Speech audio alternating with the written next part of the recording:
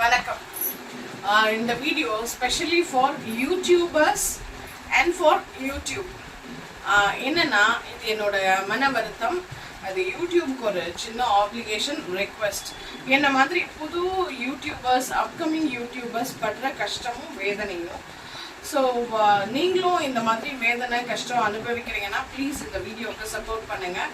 நீங்களும் உங்களுடைய ஃபீலிங்ஸை எனக்கு கமெண்ட்டில் ஷேர் பண்ணுங்கள். என்னன்னா நாங்கள் லைவ் ஸ்ட்ரீம் போடுறோம். ஸோ எங்களோட லைவ் ஸ்ட்ரீம்க்கு ஏகப்பட்ட பேட் கமெண்ட்ஸ். அது ரொம்ப எம்பாரஸ்டாக இருக்குது. எங்களால் நெக்ஸ்ட் ப்ரொசீட் பண்ணவே முடியல. அந்த கமெண்ட்ஸ் எல்லாம் நாங்களும் லைவ் ஸ்ட்ரீமில் அது கிட்ஸ்க்குன்னு தனி கேட்டகரி இருக்குது, ப்ளஸ் அடல்ட்ஸ்க்குன்னு தனி கேட்டகரி இருக்கே கண்டி.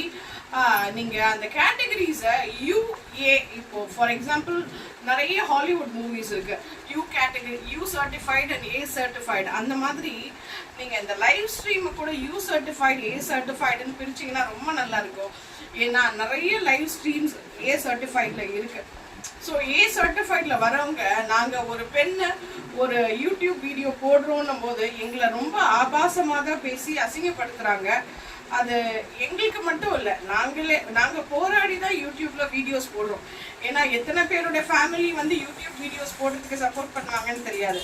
அப்படி இருக்கும்போது எங்களுக்கு இந்த மாதிரி ஒரு கமெண்ட் வருதுன்னா எங்கள் ஃபேமிலியில் இருக்கிறவங்க நீ ஏன் அதை பண்ணுற அப்படின்னு கேட்பாங்க. அந்த மாதிரி நிலைக்கு நாங்கள் தள்ளப்படுறோம். இதை தயவு செய்து யூடியூப் நீங்கள் புரிஞ்சுப்பீங்கன்னு நினைக்கிறேன்.